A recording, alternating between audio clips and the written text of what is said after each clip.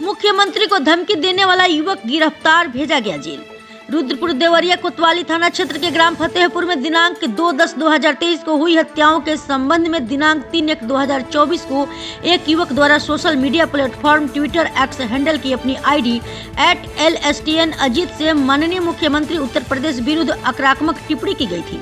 जिसके संबंध में दिनांक 3/1/2024 को थाना रुद्रपुर पर मुकदमा अपराध संख्या 4/2024 धारा 505, 506 तथा 67 सूचना प्रौद्योगिकी संशोधन अधिनियम 2008 के अंतर्गत अभियोग पंजीकृत करते हुए विवेचना की जा रही है। विवेचना के क्रम में साइबर सेल देवरिया व सर्विलांस सेल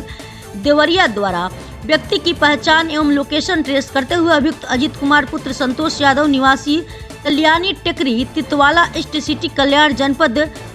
ठाणे मुंबई महाराष्ट्र को थाना रुद्रपुर पुलिस द्वारा थाना कल्याण मुंबई के सहयोग से हिरासत में लेकर नियमानुसार कार्यवाही की जा रही है।